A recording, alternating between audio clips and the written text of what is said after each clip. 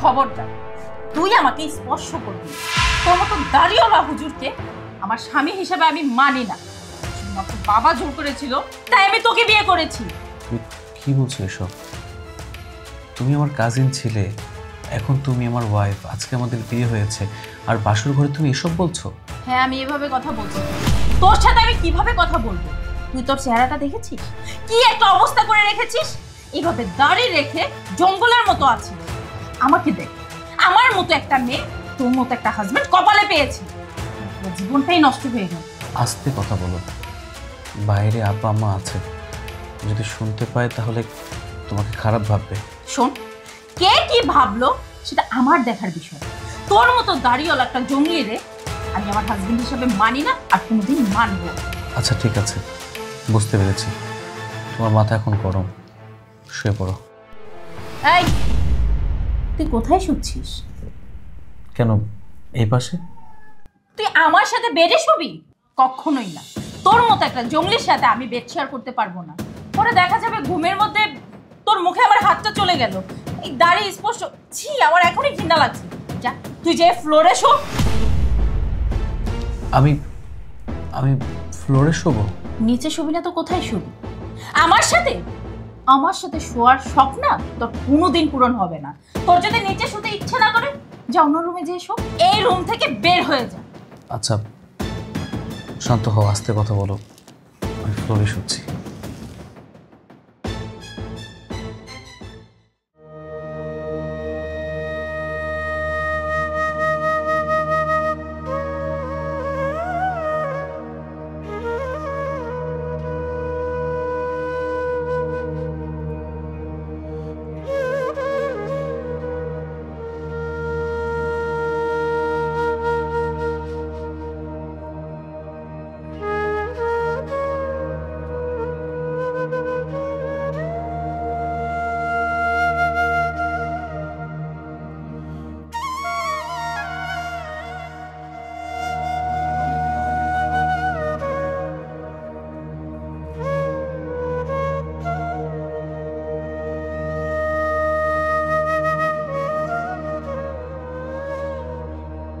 কি ব্যাপার, তুমি তুমি সিগারেট খাচ্ছ?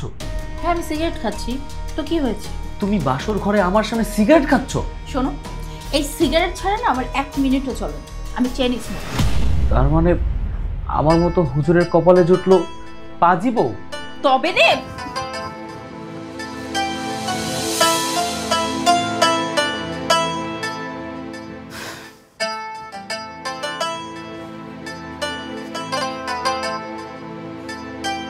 কি ব্যাপার, খাবার টেবিল খালি কেন? আমার নাস্তাটা পর্যন্ত টেবিলে নাই। আপনারা কে কোথায় আছেন? আরে আমার নাস্তা কোথায়? আমি কি নাস্তা করব না? বুঝলাম না, এই বাড়িতে আমার কোনো দামই নাই। কি হলো বোমা, চিল্লাচিল্লি করতেছো কেন? কি হলো জিজ্ঞেস করছেন? কয়টা বাজে? এখন পর্যন্ত আমার নাস্তা কেন রেডি হলো না? বোমা, তুমি হয়তো ভুলে গেছো যে এটা রমজান মাস।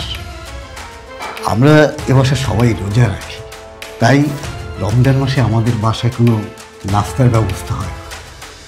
আর কাজের বুয়া নাই যেহেতু, তুমি নিজে একটু নাস্তাটা রেডি করে নাও না। হ্যাঁ বৌমা, তোমার শ্বশুর ঠিকই বলেছে। আর এই সংসার, এই ঘর বাড়ি সবই তো তোমার। তুমি নিজের হাতে নাস্তাটা বানিয়ে নাও না। কি বললেন আপনি? মানে আমি কিচেনে যাব রান্না করার জন্য? আপনি কি ভুলে গেছেন বিয়ের আগে আমি আমার বাবার বাড়িতে 1 গ্লাস পানি নিয়ে খাইনি, আর আজকে আপনার বাড়িতে বউ হয়ে এসে আমি রান্না করে খাবো? ইম্পসিবল, আমি এটা কখনোই পারবো না। বোমা, রোজার মাসে আমাদের বাসায় তো নাস্তা তৈরি করা হয় না। কি ব্যাপার বাবা, এত চিৎকার চেঁচামেচি কিসের? কি হয়েছে? এত চিৎকার চেঁচামেচি কেন? মাছ বাজার নাকি? বুঝলাম না কিছু। কি হয়েছে? চিৎকার চেঁচামেচি করবো না তো কি করবো? তুমি আমাকে বলো তো, কয়টা বাজে? এখন পর্যন্ত খাবার টেবিলে আমার নাস্তাটা রেডি হলো না। ও, বুঝতে পেরেছি। এই বাড়িতে সকালে আর দুপুরে কোনো রান্না হয় না। রমজান মাস সবাই রোজা রাখে। তুমি যে রোজা রাখো না সেটা তোমাদের জানা ছিল না। যাই হোক, যদি বেশি খিদে লেগে থাকে একটা কাজ করো, সেহরি খাওয়ার পরে অবশিষ্ট যদি কিছু থাকে এগুলো খেয়ে নাও। কি বললে তুমি? তোমার বাসায় এসে তোমার বাসার বাসি খাবার খাবো? এই বাসি খাবার তো আমাদের বাড়ি কুকুর বিড়ালও খায় না। শোনো, প্রয়োজনে আমি সারাদিন না খেয়ে থাকবো, তারপর তো এই বাসি খাবার আমি কখনোই খাবো না। কি হলো, চুপ করে আছো কেন? তুমি তোমার ভাতিজিকে বোঝাও। চুপ করো, কথা বললে আরো কথা বাড়বে। ও তো ছেলে মানুষ। এই আস্তে কথা বল, আস্তে কথা বল। বেয়াদবির একটা লিমিট থাকে। তুমি কাদের সামনে দাঁড়িয়ে কি কথা বলছো? আমার বাবা মা এখানে দাঁড়িয়ে আছে আর তুমি তাদের সামনে শাউট করে কথা বলছো? এই শোনো, সারাক্ষণ না আমাকে এরকম শাসন করতে আসবে না। আমার তো মনে হচ্ছে আমি কোনো বাড়িতে নেই, আমি একটা মসজিদে চলে আসছি। যে এখন এটা করতে পারবে না, এইভাবে চলতে পারবে না, রোজা রাখতে হবে, এই কাপড়টা পরতে পারবে না, এগুলো মেনে একটা মানুষ থাকতে পারে? তোমাকে বলছি আস্তে কথা বলতে। চিৎকার কেন করছো তুমি? শোনো, ধর্ম নিয়ে কোনো কথা বলার অধিকার তোমার নেই। তুমি রোজা রাখবে কি রাখবে না এখন তোমার ব্যক্তিগত ব্যাপার, কিন্তু এই বাড়িতে এই নিয়মই চলবে। আর যদি এই নিয়মে তুমি চলতে পারো তাহলে তুমি থাকতে পারো, আর যদি না চলতে পারো তোমার যা খুশি তুমি তাই করে বেড়াও, তাতে তোমাকে কেউ বাধা দিবে না। বুঝতে পেরেছো? হ্যাঁ, এখন থেকে আমার যেটা ভালো মনে হবে আমি সেটাই করব। আমার তো মনে হচ্ছে আমি কোনো বাসার মধ্যে নেই, জাহান্নামে আসছি।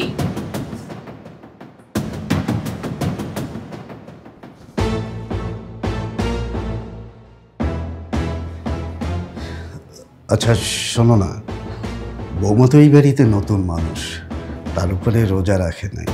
তুমি একটু কষ্ট করে না হয় ওর নাস্তাটা বানিয়ে দাও। ঠিক আছে।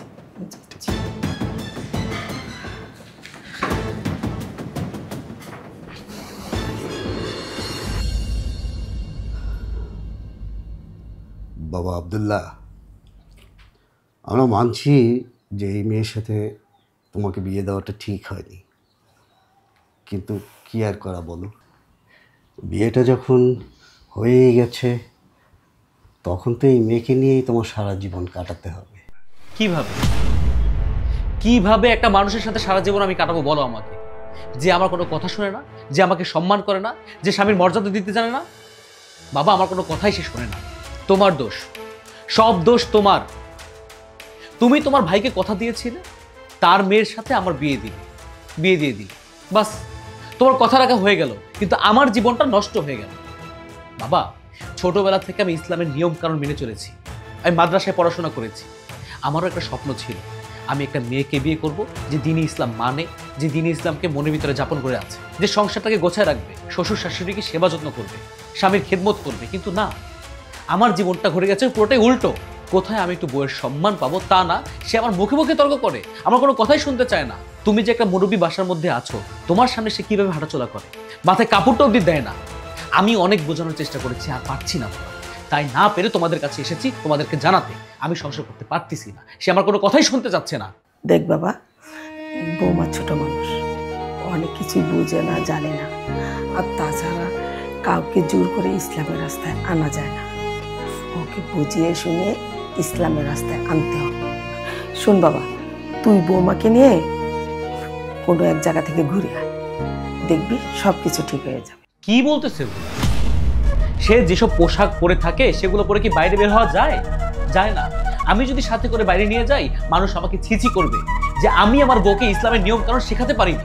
আমি পারবো না, মাপ চাচ্ছি, এই মেয়েকে নিয়ে আমি বের হতে পারবো না। ঠিক আছে, যদি বের হতেই হয় সে পর্দা করে আমার সাথে বের হবে, তাছাড়া। তুই কোনো চিন্তা করিস না বাবা, আমি বৌমাকে বুঝিয়ে বলছি।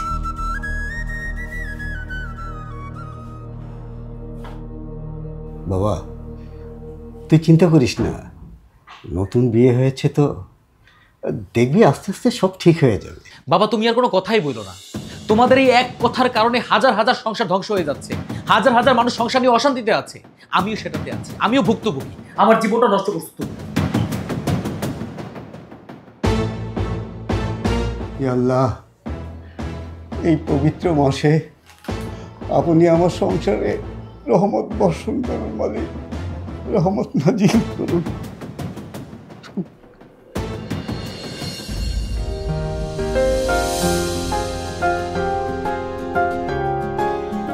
এই সানি, মৌ,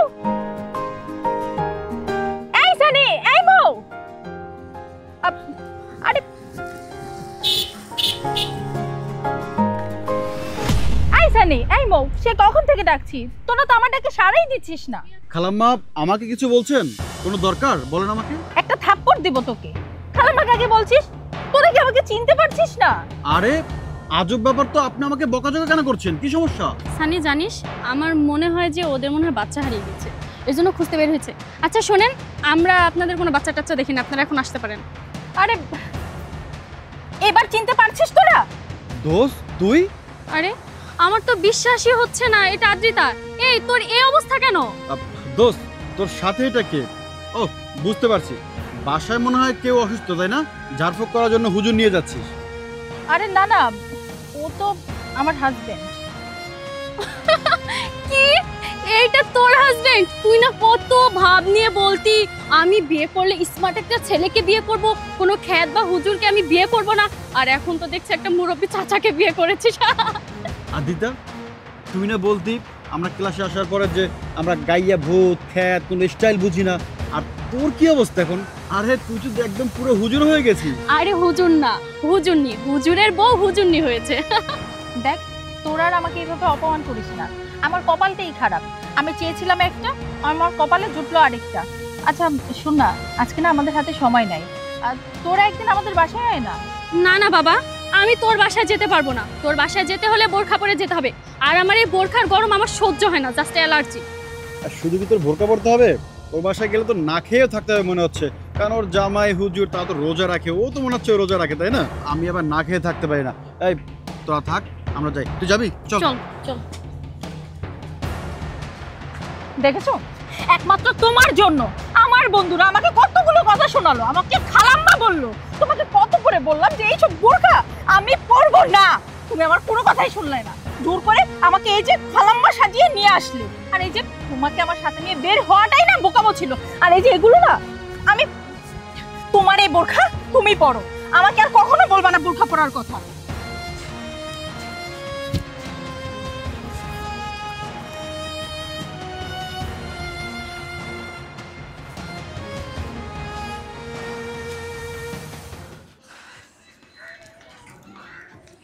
আরে কি করতেছো তুমি? তুমি রাস্তার মাঝখানে আইসক্রিম চলতেছো কেন? বাসায় গিয়ে খেও। বাসায় খাওয়ার জন্য এটা আমি কিনেছি? তুমি আর একটা কথাও বলবে না, এমনিতেই আমার মাথা গরম, আইসক্রিম না খেলে আমার মাথা ঠান্ডা হবে না।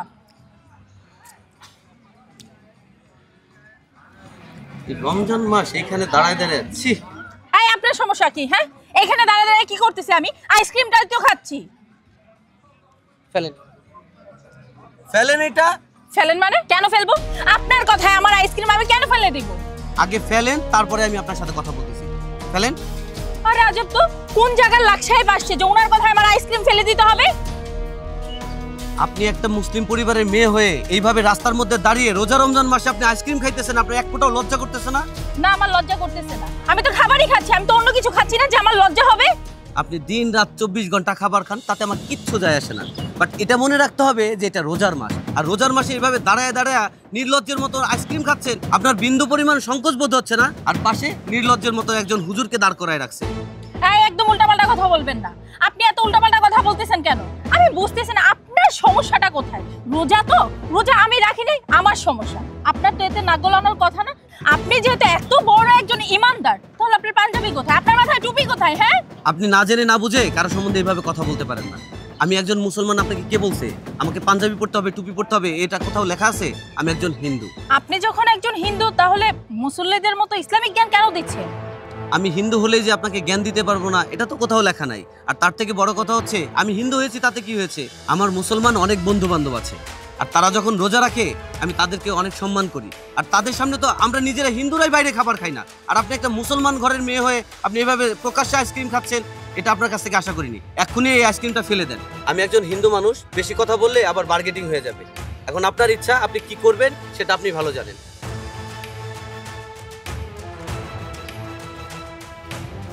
লজ্জা পেলে তো? তুমি যদি আমার কথা শুনতে তাহলে লজ্জাটা পেতে হতো না। বাসা থেকে বের হওয়ার সময় আমি তোমাকে বলেছিলাম রাস্তাঘাটে সাবধানে চলাফেরা করতে হবে। কি করলে? আইসক্রিম কিনে নিলে। তোমাকে বারবার নিষেধ করেছি রাস্তায় দাঁড়িয়ে আইসক্রিম খেও না, রমজান মাস মানুষ দেখলে ছিছি করবে। আর তাছাড়া আমি তোমার পাশে দাঁড়ানো, তোমার তো উচিত ছিল আমাকে ন্যূনতম সম্মানটুকু করা। আমি তো একজন রোজাদার ব্যক্তি, তুমি আমার সামনে দাঁড়িয়ে দাঁড়িয়ে খাচ্ছ।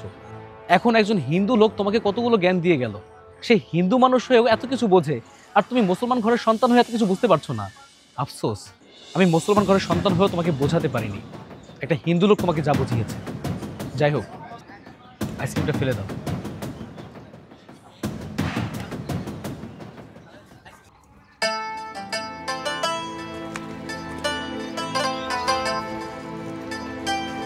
ভাইয়া রাখি।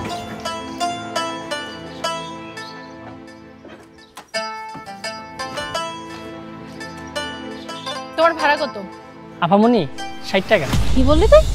60 টাকা? এখান থেকে এই পর্যন্ত আসলাম, এইটুকু রাস্তার ভাড়া কি 60 টাকা?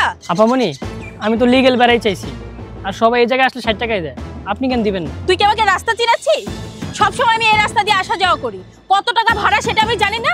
সর্বোচ্চ 20 টাকা ভাড়া, আর তুই কিনা 60 টাকা চাচ্ছিস? দেখেন আপা, গরিব মানুষ ঠকায়েন না, আমি সত্যি বলতেছি এখানে ভাড়া 60 টাকাই। এই শোন, তোকে আমি 20 টাকার বেশি 1 টাকাও দিতে পারবো না। যখন দেখলি বড়লোক ফ্যামিলির একটা মেয়ে তোর রিকশায় উঠেছে, তখনই টাকা বাড়িয়ে ফেললি। আপনি এত বড়লোক ঘরের মেয়ে, তো আমাকে 60 টাকা দিতে আমার গায়ে লাগতেছে কেন? দেখেন আপা, আপনি আমার সাথে এরকম ব্যবহার করতে পারেন না, আমি গরিব মানুষ। বেদবের বাচ্চা, তোর এত বড় সাহস, তুই আমার মুখে মুখে কথা বলছিস? আপা মনি, আমি আজকে রোজা রাখছি, আর রোজা রেখে কেউ কখনো মিথ্যা কথা বলে না, আর আপনি আমার গায়ে হাত তুললেন। এই যে তোদের মতো ছোট লোকদের না এই একটাই সমস্যা, আবেগী কথা বলবি আর টাকা বেশি নেওয়ার একটা ধান্দা করবি। আরে রোজার দোহাই দিয়ে আর কত মিথ্যা কথা বলবি? থামো, তুমি কি শুরু করছো? হ্যাঁ, রোজাদার ব্যক্তিরা কখনো মিথ্যা কথা বলে না, আর সে যদি মিথ্যা কথা বলেও থাকে তুমি বিশ্বাস করতে বাধ্য। কি করলা তুমি এটা? সামান্য 50-100 টাকার জন্য তুমি রোজাদার ব্যক্তিকে হাত তুললা? শোনো, একটু আগে তুমি যে ব্যবহারটা করলে না, এটাতে তোমার উঁচু মন মানসিকতার পরিচয় দিচ্ছ না, নিচু মন মানসিকতার পরিচয় দিচ্ছ। শোনো, তোমার কথা বোঝার না আমার কোনো দরকার নেই। আর এই যে তুমি আমাকে জ্ঞান দিচ্ছ, আজকে তোমার কথা শুনে না আমি আমার বন্ধু বান্ধবের কাছে ছোট হয়েছি, তারা আমাকে অপমান করলো, আর এখন সামান্য একটা 2 চাকার রিকশাওয়ালার সামনে তুমি আমাকে ছোট করছো, ওর সামনে আমাকে কথা শোনাচ্ছ। তোমার যা ভালো মনে হয় তুমি সেটাই করো।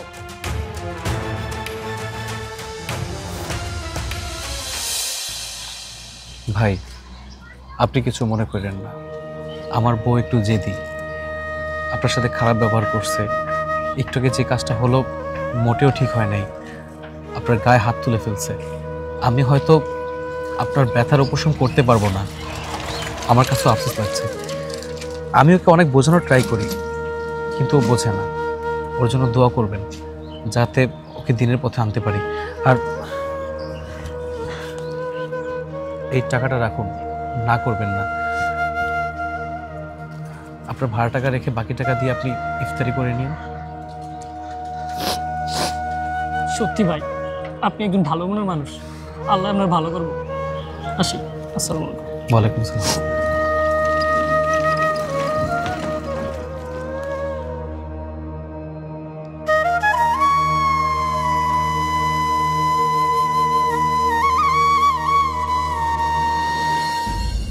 আল্লাহুম্মা আমিন। আজানের তো এখনো মনে হয় কিছু সময় বাকি আছে, তাই না? হ্যাঁ বাবা। কিরে বাবা, ইফতারে তো সময় হয়ে গেল, বৌমাকে তো ডেকে আসলাম, এখনো তো আসতেছে না। আরে বৌমাকে একটু ডাক। দেখছি। আদ্রিতা, আদ্রিতা, ইফতারের সময় হয়েছে, আসো। আদ্রিতা। কি হয়েছে? এত ডাকাডাকি করা হচ্ছে কেন? আসলে বৌমা, ইফতার করার তো সময় হয়েছে।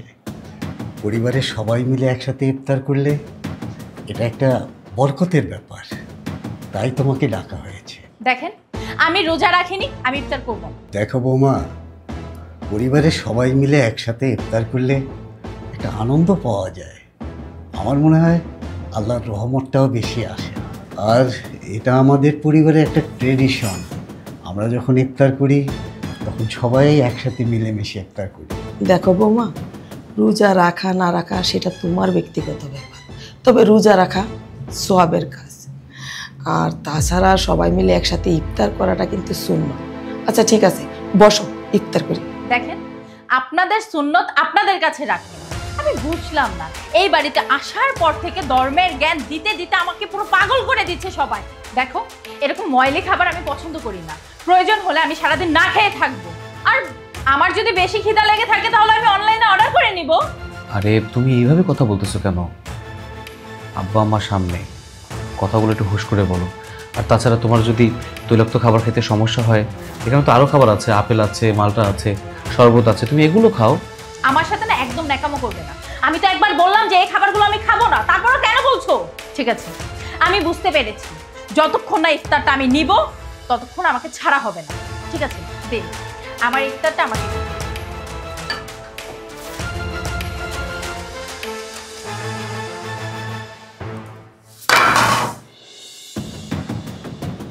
আমার ইফতার আমাকে দেওয়া হয়েছে, এখন আমি খাবো কি ফেলে দিব সেটা আমার ব্যাপার। আর নেক্সট টাইম কখনো যেন না দেখি ইফতারের জন্য আমাকে ডাকা হয়েছে।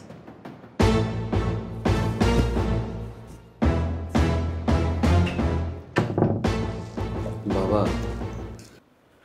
তোমার কি মনে পড়ে দাদি মাঝে মাঝে একটা ঘটনা বলতো? এই বাড়িতে যখন আমার মা আমার চাচিরা এসেছিল, দাদি তাদেরকে একটা শর্ত চলে দিত, এই বাড়িতে 5 ওয়াক্ত নামাজ পড়তে হবে, রোজা রাখতে হবে, যদি এগুলো না করে তাহলে এই বাড়ির খাবার বন্ধ। কত সুন্দর একটা নিয়ম ছিল, তাই না তখন? কিন্তু এখন কি হচ্ছে? তোমার সামনে দাঁড়িয়ে তোমার ছেলের বউ তোমাদেরকে অপমান করলো, ইফতারের খাবারগুলো ফেলে দিল, তুমি কিছু বললে না? দেখ বাবা, সব মানুষ এক মন মানসিকতার হয় না, আর সেই সময় আর এই সময়টা এক না।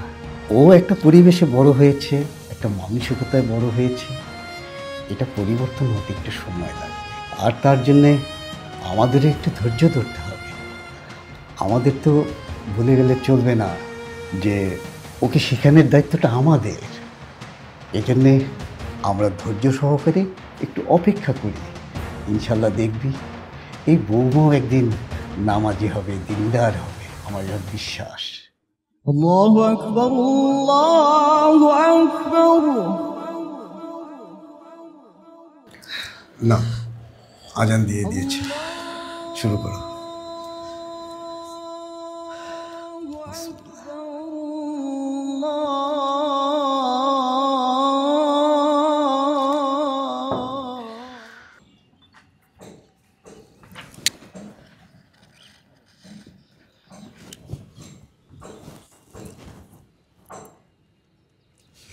কি ব্যাপার দোস্ত? এই যে কিছুদিন আগে দেখলাম তুই একবারে হুজুনি হয়ে আসিস, আর এখন একবারে মডার্ন ড্রেস, বুঝলাম না কাহিনী কি? কাহিনী কিছু না, আমি না পাগল হয়ে যাচ্ছি। এইভাবে থাকা যায়? আমার আগের লাইফটা কেমন ছিল, আমি কেমন ছিলাম, আর এখন কি হয়ে গেল? কি একটা ছেলেকে বিয়ে করলাম, বিয়ের পর খালাম্মা হয়ে গেলাম। এভাবে চলা যায় বল? আমার লাইফ স্টাইল হচ্ছে এটা, এখন আমি যেভাবে আছি আমি এইভাবে চলবো। আমার কপালটাই না খারাপ। হ্যাঁ, তো একদম ঠিকই বলেছিস। ওই দিন যে অবস্থা দেখলাম তোর বোরখা টোরখা পরে, তোর লাইফটা পুরোটা চেঞ্জ করে দিয়েছে, কেমন জানি খ্যাত তৈরি করে ফেলেছে। শোন, এভাবে না আসলে জীবনটা চলে না মামা। দেখ, আমরা যেভাবে বসে আছি, তুই যেমন ভাবে আছিস, এটাই হচ্ছে তোর লাইফ। একদম ঠিক বলেছিস, আমার লাইফ হচ্ছে এটা। কিছুদিন তো চললাম ওর কথায়, আমি না পাগল হয়ে যাচ্ছি, তো আমি মরে যাবো, আমার দম বন্ধ হয়ে যাচ্ছে। আমি এভাবে চলবো, এখন থেকে আমার জীবন যেভাবে চালাতে হয় আমি বুঝবো, কারো কথায় আমি চলবো না।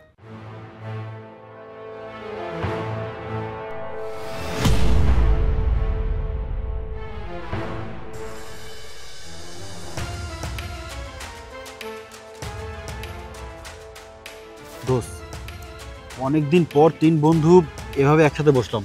আয়না, আজ রাতে একটা পার্টি হয়ে যাক। আরে বাহ, আইডিয়াটা তো ভালো। ঠিক আছে চল, আমার না ভালো লাগতেছে না, কেমন যেন শরীরটা একদম পাগল হয়ে যাচ্ছে। শোন, হবে আজকে কি প্ল্যান করতে পারবি? মানে সবকিছুর ব্যবস্থা কি আজকে করতে পারবি?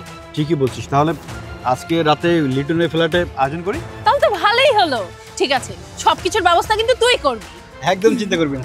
আদ্রিতা, এসব কি করতেছো তুমি? হ্যাঁ, তোমার কি লাজ লজ্জা বলতে কিছু নাই? কি করতেছো তুমি এসব? ছি, আমি এটা ভাবি নাই। আমি তোমাকে কতবার নিষেধ করছি যে এসব ড্রেস পরে তুমি বাইরে বের হবা না। আমাদের ফ্যামিলিটা একটা মুসলিম ফ্যামিলি, আর তুমি কিনা রাস্তাঘাটে এসব করে বেড়াচ্ছ। লজ্জা লাগতেছে আমার। রমজান মাস, তোমার কি একটু লজ্জাবোধ নাই? একটু পরে আজান দিবে, সবাই ইফতারি করবে, আর তুমি কিনা এখানে বসে সিগারেট খাচ্ছ, তা ওপেন প্লেসে। ছি ছি ছি ছি, আমার ভাবতেই ঘৃণা হচ্ছে যে আমি তোমার মতো একটা মেয়েকে বিয়ে করেছি। আমি তোমাকে কতবার শুধরাতে চেয়েছি আর তুমি কিনা তোমার মধ্যেই চলে যাচ্ছ, আমার কোনো কথার পাত্তাই দিচ্ছ না। সঙ্গদোষে লোহাভাসে একটা কথা আছে, আজকে সেটারই ফলস্বরূপ আমি দেখতে পেলাম। আপনাদের দেখে মনে হচ্ছে আপনারা ভালো ফ্যামিলির সন্তান, কিন্তু আপনারা এটা কি করছেন? মানছি যে আমার ওয়াইফ বেপরোয়া, আমার কথা শুনে না, সবসময় অবাধ্য থাকে, কিন্তু আপনারা তো পারতেন এই সময়টা অন্তত এইসব কাজ না করতে, কিন্তু আপনারা কি করছেন? আপনারা সবাই মিলে একই দোষী। খবরদার আমার ফ্রেন্ডদেরকে নিয়ে একটা কথাও বলবে না। আর তুমি কি বলছো যে তুমি আমাকে সহ্য করতেছো না? তুমি তো আমাকে সহ্য করতেছো না, আমি তোমাকে সহ্য করতেছি। তোমাকে বিয়ে করার পর আমার জীবনটা না পুরো নষ্ট হয়ে গেছে। তুমি আমার জীবনটা পুরো নষ্ট করে দিছো। তোমার জন্য এখন আমার বোরখা পরে রাস্তায় ঘুরতে হয়, তোমার জন্য আমি আমার লাইফস্টাইল চেঞ্জ করে ফেলেছি। তারপরেও বলছো যে তুমি আমাকে সহ্য করতেছো? না না, এভাবে হয় না। এখন থেকে আমার লাইফ এটা, আমার যেভাবে খুশি আমি সেভাবে চালাবো। আমার লাইফ নিয়ে তুমি একটা কথাও বলবে না, আমি তোমার কোনো কথাই শুনবো না। আর আমি স্মোক করছি তো তোমার সমস্যা কোথায়? আমার ইচ্ছে করছে আমি স্মোক করছি। আর এই যে আমার ফ্রেন্ডদেরকে নিয়ে কথা বলছো, তুমি কিভাবে জানো যে আমার ফ্রেন্ডরা খারাপ? হ্যাঁ, খবরদার আমার ফ্রেন্ডদেরকে নিয়ে একটা কথাও বলবে না। ও হ্যালো মিস্টার হুজুর, আমাদেরকে জ্ঞান দিয়েন না। হ্যাঁ, আমরা যথেষ্ট পরিমাণ পড়াশোনা করেছি, আমাদের জ্ঞান আছে। আপনার যদি দরকার হয় মসজিদে যান, মসজিদে গিয়ে মুসল্লিদেরকে জ্ঞান দিন, কাজে লাগবে। যান এখান থেকে। বুঝতে পেরেছি, আপনাদের সাথে কথা বলাটাই আমার ভুল হয়েছে। আদ্রিতা, চলো ইফতারি করবে। আমার হাতটা ছাড়ো। কি বলতেছো তুমি? তুমি বুঝতে পারতেছো? চলো আমার সাথে। আমি বলছি আমার হাতটা ছাড়ো। শাউট কেন করতেছো? আমার সাথে চলো।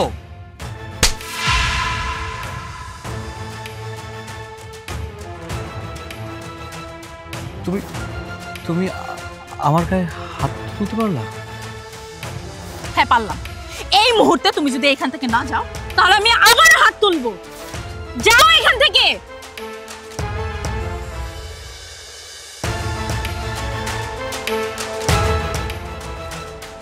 দোস্ত, তোর মনে হয় থাপ্পড় মারাটা ঠিক হয় না রে? এই শোন, ও না একদম ঠিকই করেছে। আদ্রিতা, তুই যেটা করেছিস না একদম ঠিকই করেছিস। শোন, ছেলে মানুষকে না এভাবে মাথায় উঠাবি না। দেখবি এমনভাবে মাথায় উঠাতে তোর মাথায় চড়ে নাচবে, তখন তুই লাইফে কিছু করতে পারবি না। তার চেয়ে বরং শুরু থেকে এভাবে টাইট দিয়ে রাখ, দেখবি তোর কথায় উঠবে, তোর কথায় বসবে। আচ্ছা শোন না, বাদ দে এইসব কথা, আমি আর নিতে পারতেছি না। আমাদের মুডটাই পুরো নষ্ট হয়ে গেল। শোন, আজকে সারা রাত আমরা ঘুরবো, ড্রিঙ্কস করবো আর এনজয় করবো, ঠিক আছে? আচ্ছা চল। ঠিক আছে। এই মামা, চার বিলটা লিখে রেখো একটু। হ্যাঁ,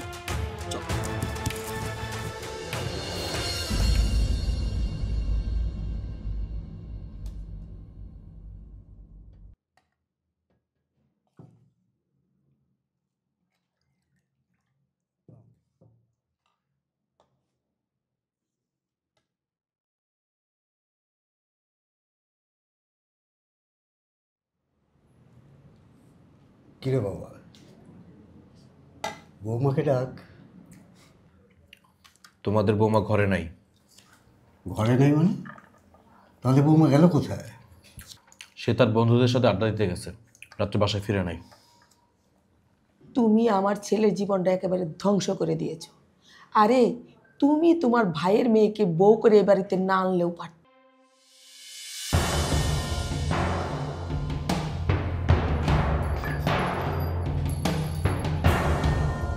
কি ব্যাপার, আপনারা সবাই ড্রিঙ্কস করছেন? দূর বাবা, এটাকে ড্রিঙ্কস বলে না, ডিনার বলে, রাতের ডিনার। আরে থাম, তোরা না বেশি খেয়ে ফেলেছিস, সেটাকে ডিনারও বলে না, ড্রিঙ্কসও বলে না। ওরা সেরি খাচ্ছে, কালকে সারাদিন ওরা না খেয়ে ঘুমাবে। বৌমা, তুমি যদি আমার বাড়ির বউ না হয়ে শুধুমাত্র আমার ভাইয়ের মেয়ে হতে, তাহলে তোমাকে আমি আমার গায়ে হাত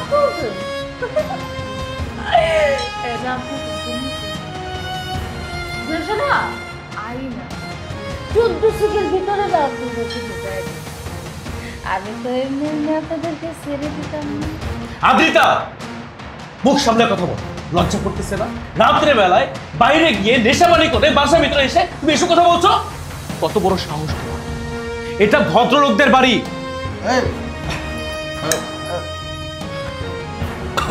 এসব সাইবাস কেউ বাসায় আছে নাকি? আর শ্বশুর শাশুড়ির সাথে কেউ কথা বলতে জানিস না?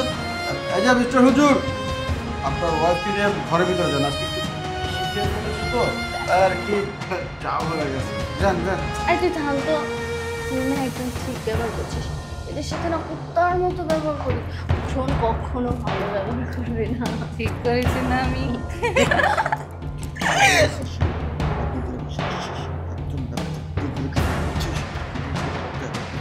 এই যে মিস্টার হুজুর, আপনার বউকে নিয়ে তাড়াতাড়ি রুমের ভিতরে যান না, একটু রোমান্স করেন। আর আমাদের অনেক রাত হয়ে গেছে, বাসায় যেতে হবে। এই চল চল চল চল।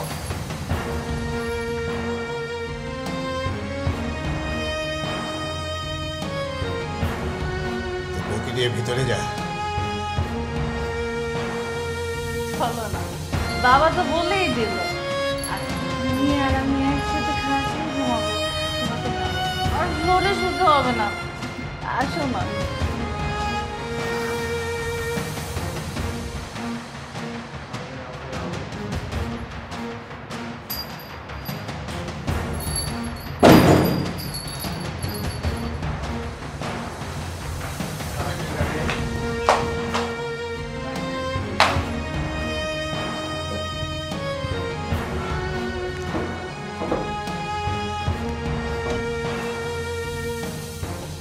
জানি না কোন পাপের মাসফল আমরা দিচ্ছি।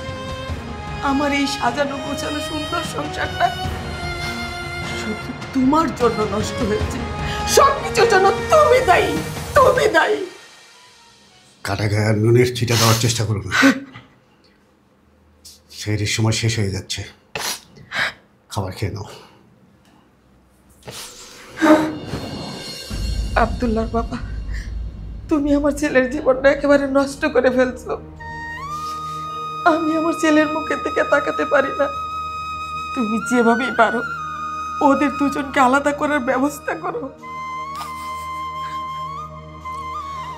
দেখো আব্দুল্লাহর মা, কথাটা তুমি যত সহজে বললে, সিদ্ধান্ত নেওয়াটা ঠিক ততটাই কঠিন। তবে হ্যাঁ, আমি এটা স্বীকার করছি যে আমি আমার সিদ্ধান্তটা আমার ছেলের উপরে চাপিয়ে দিয়ে মস্ত বড় ভুল করেছি। না বাবা, তুমি কোনো ভুল করো নাই।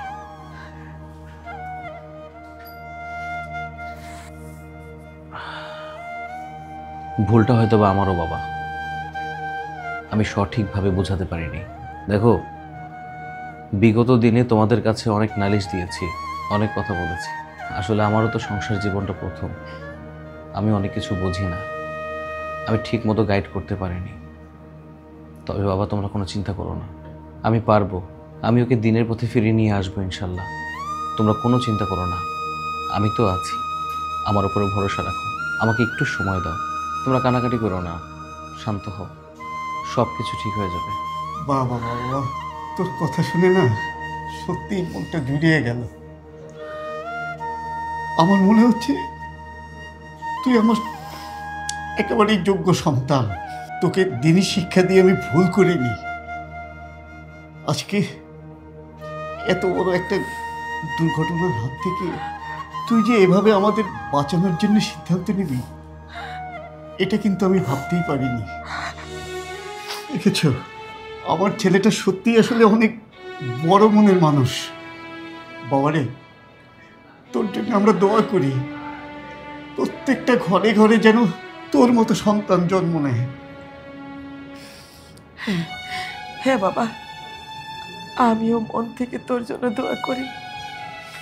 আল্লাহ যেন তোর মনের আশা পূরণ করে, তোরা দুজন জানি সুখে থাকতে, শান্তিতে থাকতে পারে। আল্লাহু আকবার, আল্লাহু আকবার। আজান দিয়ে ফেলছে, চলো নামাজ পড়বে। চল চল। আল্লাহু আকবার,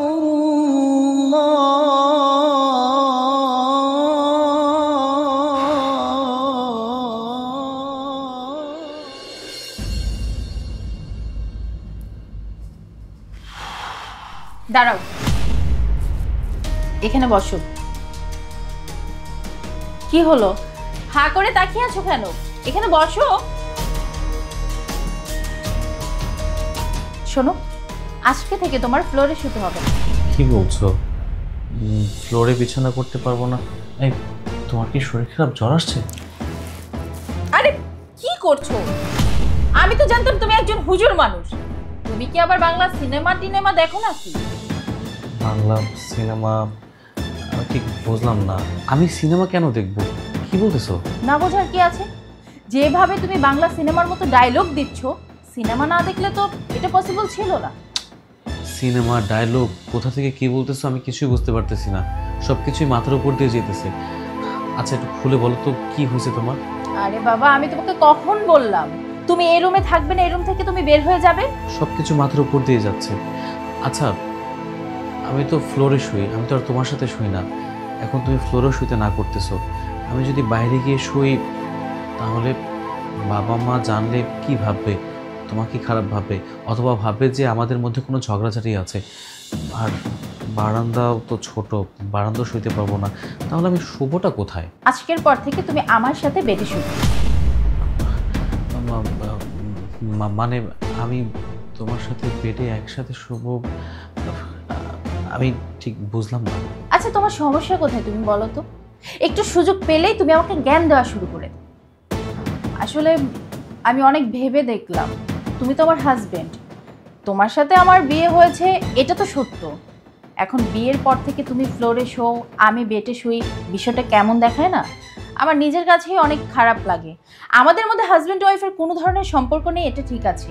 তাই ভাবলাম তুমি আজকের পর থেকে খাটে শোবে, আমি তোমার পাশে শোবো, আমাদের মাঝখানে একটা কোলবালিশ থাকবে, ওটা কোনো সমস্যা নেই।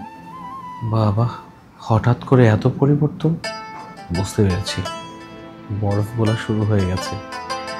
প্রথমে ভেবেছিলাম যে বরফ গলতে গলতে পানি হয়ে গেছে, কিন্তু না, বরফ এখন একটু আছে।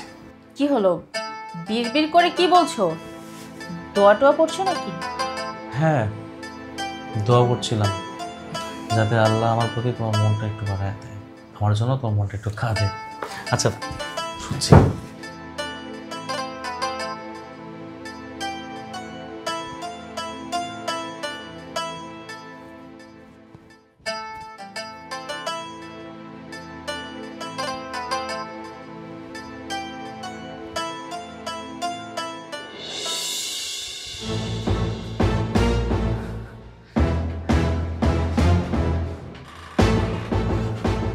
মা, বাবা, মা, বাবা। এত রাতে ডাকছিস কেন? কিরে, কি হয়েছে? আর গামছা দিয়ে তুই মুখ এভাবে বেঁধে রাখছিস কেন? আর আমাদের কি বা চিৎকার করে ডাকলি কেন? মুখ তো আর ইচ্ছা করে বাঁধিনি বাবা, অবশ্যই কারণ আছে। সেই কারণটা জানানোর জন্য তোমাদেরকে ডাকছি। আহা, কি হয়েছে সেটা খোলাখুলি বলবি তো? কি হয়েছে জানতে চাও? দাঁড়াও আমি দেখাচ্ছি। এই দেখো, এই দেখো আমার কি অবস্থা হয়েছে, দেখছো? কিরে বাবা, তোর এই অবস্থা কেন? তুই দাড়ি ফেলে দিয়েছিস কেন? হ্যাঁ তাই তো, তুই দাড়ি ফেলেছিস কেন? তোর দাড়ি গজাবার পর থেকে তো এ পর্যন্ত কোনোদিন দাড়ি ফেলিসনি। আজকে এমন কি হলো যে তোকে দাড়ি ফেলতে হলো, তাও আমার রমজান মাসে? বাবা, সেই ছোট্টবেলা থেকে আমি ইসলামের নিয়ম কানুন মেনে চলেছি, মাদ্রাসায় পড়েছি, কোরআন শিক্ষা নিয়েছি, কোনোদিন কখনো তোমাদের অবাধ্য হই নাই। আমি কখনো খারাপ কাজ করি নাই, কোনো কাজে ভুল হোক সেটা আমি কখনোই করি নাই। সব সময় আমি আমার নীতিতে চলেছি, আর সেই আমি দাড়ি কাটবো? আমি তো সেটাই বলছি, তাহলে এই কাজটা করলো কে সেটা তো বলবি। কি আর ফেলবে? তোমাদের বৌমা। আমি তোমাদেরকে বারবার বলছি যে এই মেয়ের সাথে আমি সংসার করতে পারবো না, আমার কথা তোমরা শুনোনি। দেখো দেখো আজকে আমার কি হাল হলো। রাতের বেলা আমাকে ফুসলিয়ে ফাসলিয়ে ঘুম পাড়িয়ে আমার নবীর সুন্নত কাইটা ফেলছে। বাবা, আমি কি এমন অন্যায় করছিলাম বলো? আমারে কি এমন অন্যায় করছিলাম? বাবা, এতদিন যাবত যেটা আমি মনে ধারণ করেছি সবকিছু এক নিমিষে শেষ করে দিয়েছে। বাবা, আমি তোমাকে বলেছিলাম আমি দিনদার একটা মেয়েকে বিয়ে করতে চাই, কিন্তু আমি তোমার মুখের উপরে না করতে পারিনি। তার একটাই কারণ, কোনো দিন আমি তোমার অবাধ্য হইনি। তুমি যখন যা বলেছো তখন তাই শুনেছি, তোমরা আমাকে যা শিক্ষা দিয়েছো আমি তাই শিখেছি, কখনো তোমাদের অবাধ্য হইনি। তুমি তোমার ভাইয়ের মেয়ের সাথে আমাকে বিয়ে দিয়ে দিয়েছো। আমি কতবার বোঝানোর চেষ্টা করেছি যে মেয়েটা ভালো না, মেয়েটা ভালো হবে না, মেয়েটাকে ভালো বানাতে পারবো না, আমার কথা কেউ শুনুনি। কিন্তু দেখো আজকে আমার কি হাল করলো, আমার আমার সব কিছু শেষ হয়ে গেল। না বাবা, এখন তোমার মনের স্বাদ মিটেছে? হ্যাঁ, এই তোমার জন্য একটা নরপিশাচকে বিয়ে করে আমার বাড়িতে নিয়ে এসেছো, আমার সংসারটা ভেঙে চুরে চুরমার করে দিয়েছে, সাথে সাথে আমার ছেলের জীবনটাও ধ্বংস করে দিয়েছে শুধু তোমার জন্য। তাহলে তুমি একটা কথা শুনে রাখো, এই বাড়িতে হয় তোমার ভাইয়ের মেয়ে থাকবে, তা না হলে আমি আমার ছেলে থাকবো। এখন তুমি বলো কে থাকবে? দাঁড়াও, আমাদের কিছু করতে হবে না, যা করার আমিই করব। না না, অনেক বাড়াবাড়ি হয়ে যাচ্ছে। বাবা তুই কোনো চিন্তা করিস না, বস বাবা। না না, আর সহ্য করা যায় না, অনেক অনেক বাড়াবাড়ি হয়েছে, এর একটা বিহিত আমাকে করতেই হবে।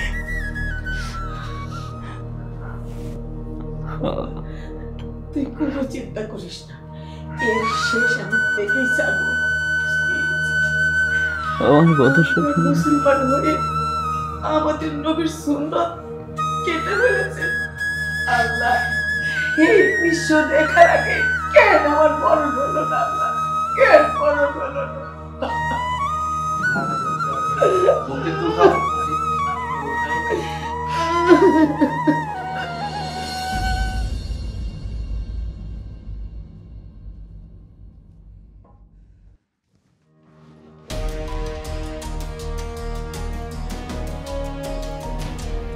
তোমার সাথে আমার কিছু কথা ছিল।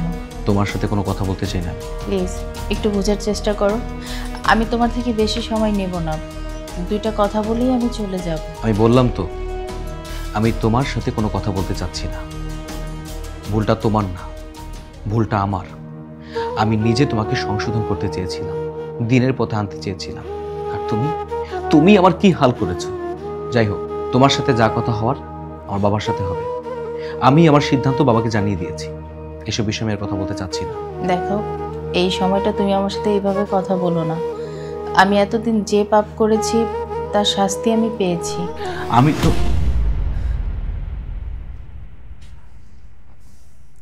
কি ব্যাপার, তোমার মুখে হাতে এগুলো কিসের দাগ? কি হয়েছে তোমার? এগুলো হচ্ছে আমার পাপের শাস্তি। আমি ঠিক বুঝলাম না, কি হয়েছে তোমার?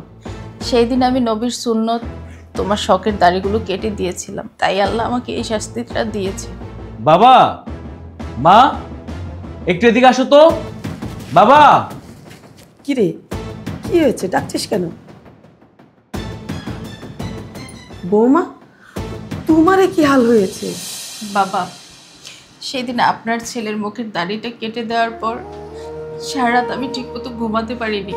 আমার শরীরটা এতটা খারাপ ছিল, আমার এমনটা মনে হচ্ছিল যে আমার শরীরে জ্বালাপোড়া করছে, কিছু একটা হচ্ছে, কিন্তু কি হচ্ছে সেটাই আমি বুঝতে পারিনি।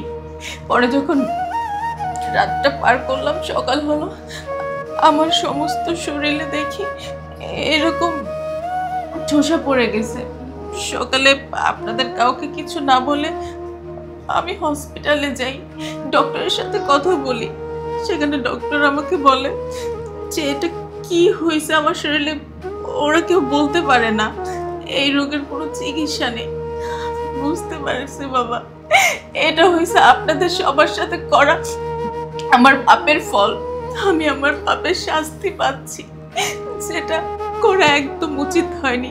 আমি তো ধর্ম নিয়ে আপনাদেরকে অনেক কথা শুনিয়েছি, আমি তো ইসলামকে সেটা মানতেই চাইনি। আজকে দেখেন আল্লাহ আমাকে শাস্তি দিয়েছে। এমন একটা রোগ আমার শরীরে বাসা বেঁধেছে যেটার কোনো চিকিৎসা নেই। আমি অনেক বড় অপরাধ করেছি, যে অপরাধের শাস্তি আল্লাহ আমাকে দিয়েছে। আমাকে ক্ষমা করে দিন, আমি ভুল করেছি, এতদিন আমি ভুল পথে ছিলাম। আমি আর এরকম ভুল কখনোই করব না।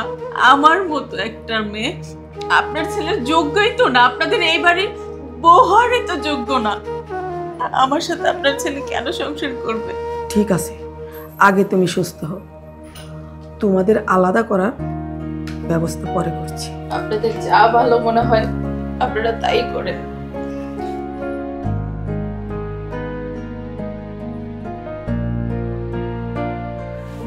দুলাল, বৌমাকে বড় ডাক্তার দেখানোর ব্যবস্থা কর। তার জন্য যত টাকা লাগে আমি দেব। ঠিক আছে বাবা, তুমি যেটা বলবে সেটাই।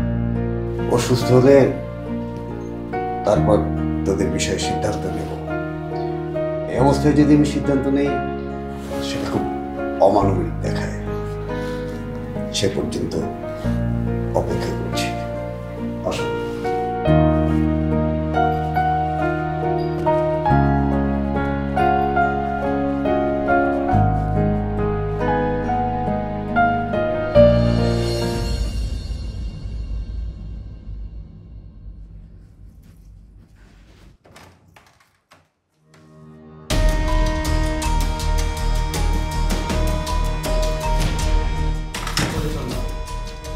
কিরে তোরা?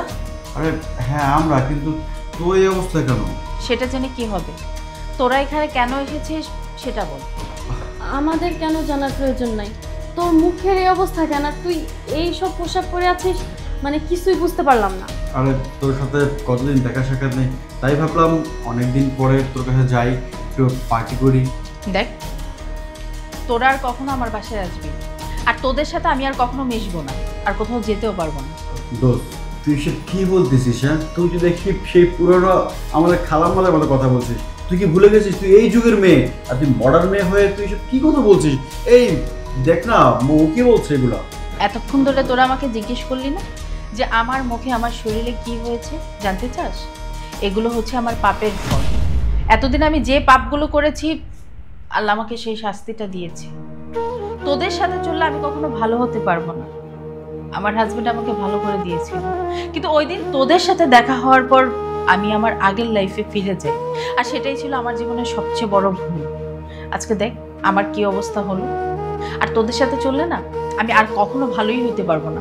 এই তোরা না আমার ভালো বন্ধু, তোরা না আমার ভালো চাস, তাহলে তোরা কিভাবে পারলি এই খারাপ পথে আমাকে ঠেলে দিতে? শুধু তো তাই না, তোরা নিজেরাও তো আমার সাথে খারাপ পথেই চলতেছিলি। আর তোরা তোরা আবার এই বাড়িতে কেন আসলি? আমাকে এখান থেকে বের করে নিয়ে যে একসাথে ড্রিঙ্কস করবি, মজা করবি, পার্টি করবি, এটার জন্য? আজকে তোদের কারণে আমার স্বামীর সংসার, আমার সবকিছু আমি নষ্ট করে দিয়েছি। দেখ এখনো সময় আছে, তোরা ভালো হয়ে যা, এসব কাজ ছেড়ে দে, না হলে দেখবি আজকে আমি যে শাস্তিটা পাচ্ছি একদিন তোরাও এই পাপের ফল পাবি। আরে তুই কি এরকম খালাম্মা টাইপ হয়ে থাকবি, নাকি আমাদের সাথে একটু মাস্তি করবি? চল যাই, চল। আরে একটা কথা বুঝতে পারছিস না? ওর জামাই তো হুজুর। আমার কি মনে হচ্ছে জানিস? আমার মনে তো হচ্ছে যে তাবিজ করে ও জামাই ওর বশে করে রেখেছে, যাতে আমাদের কথা কোনোভাবে শুনবে না। যাই হোক, এখন তো আমাদের আর ফ্রেন্ড নেই, ওর জামাইরও এখন বউ হয়ে গিয়েছে। দোস্ত তুই একদম ঠিক বলেছিস। খবরদার আমার স্বামী আর আমার সংসার নিয়ে একটা কথাও বলবি না। যদি ভালো চাস এই মুহূর্তে এখান থেকে চলে যা, আর কখনো আমার কাছে আসবি না, আমার সাথে দেখা করার চেষ্টাও করবি না। আদিত্য তুই কিন্তু আমাদেরকে অপমান করছিস। অপমানের কি দেখেছিস?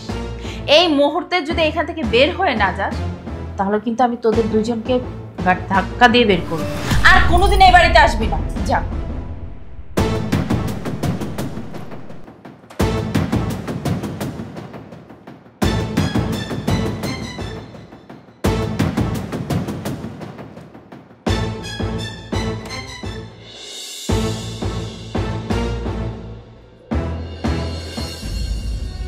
বাবা ফিতরা, তারপর জায়গা, এগুলো লিস্ট করছো? আরে বাবা, আজ কদিন ধরে সংসারে যে অসুখই চলছে আমি তো ভুলেই গিয়েছিলাম। বুঝতে পারছি। কি ব্যাপার বৌমা, তুমি কোথায় যাচ্ছ? বাবা আমি বাড়ি ছেড়ে চলে যাচ্ছি। চলে যাচ্ছ মানে? তুই কোথায় যাচ্ছ? তোমার জীবন থেকে অনেক দূরে চলে যাচ্ছি। চলে যাচ্ছ মানে? বাবা আমি এই বাড়ি ছেড়ে চলে যাচ্ছি। কেন? কোথায় যাচ্ছ তুমি? চলে যাচ্ছি অনেক দূরে তোমার জীবন থেকে। আমি আর কি বলবো, যে তোমার সাথে সারা জীবন কাটাবে সে যদি না চায় তাহলে তুমি চলে যেতে পারো, এখানে আমার কিছু বলার নেই।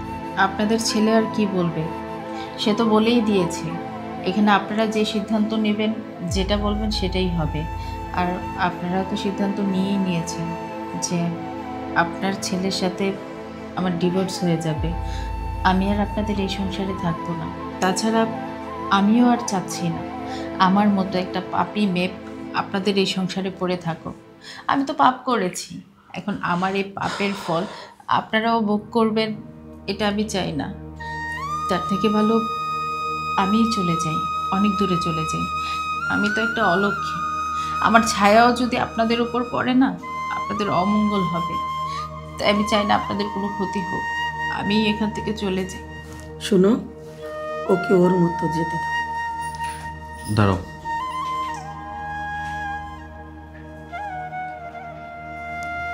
আমি তোমাদের সিদ্ধান্তের বাইরে কোনোদিনও যাইনি, আর সংসার করতে চাচ্ছি না সেটা আমি তোমাদেরকে বলেছিলাম। বাবা মা ও তোর ভুলটা বুঝতে পেরেছে। যদি তোমাদের মনে হয় যে ওকে আরেকটা সুযোগ দেওয়া যায়, চাইলে তোমরা তা দিতে পারো। আর তাছাড়া বিচ্ছেদ এই কথাটা আল্লাহ তাআলা খুবই অপছন্দ করেন।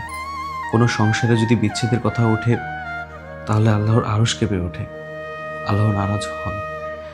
আর যেহেতু ওর মনটা আল্লাহ নরম করে দিয়েছে, মানুষই তো, যদি একটা সুযোগ দেওয়া যায় চাইলে তোমরা দিতে পারো, আমার তাতে কোনো আপত্তি নেই। আর আমি কিছুদিন যাবৎ লক্ষ্য করছি ওর এই অসুস্থতার পর ওর মনটা অনেক নরম হয়ে গেছে, ও আমার মনের মতো হয়ে উঠেছে। এখন বাকিটা তোমাদের সিদ্ধান্তের কাছে, আমি কোনো সিদ্ধান্ত জানাতে চাচ্ছি না, কিন্তু আমি মন থেকে ওকে মাফ করে দিয়েছি। তুই যেহেতু বলছিস বৌমা নিজের থেকে পরিবর্তন হয়েছে, তাহলে তো এখানে আর কিছু বলার থাকতে পারে না। বৌমা যদি আমাদের মতো করে চলতে পারে তাহলে থাকবে, আমরা তো এতদিন সেটাই চেয়েছিলাম। আর সেই পরিবর্তনটা, সেই হেদায়েতটা উপরওয়ালা যদি তাকে দিয়ে থাকেন তাহলে আলহামদুলিল্লাহ, আমরাও মেনে নিলাম। হ্যাঁ বাবা, তোর বাবা ঠিকই বলেছে, বৌমা তার পাপের শাস্তি পেয়েছে। আমি চাইবো এখন থেকে বৌমা নামাজ কালাম সব কিছু মন দিয়ে করবে, তাহলে তো আর আমাদের আপত্তি নেই। বৌমা, তুমি এই বাড়িতেই থাকতে পারো।